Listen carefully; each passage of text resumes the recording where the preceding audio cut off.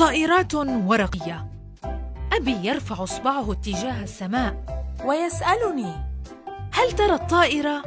يحتضنني ويرفعني.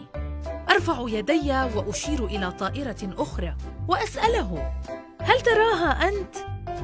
هذه سماؤنا، يقول أبي.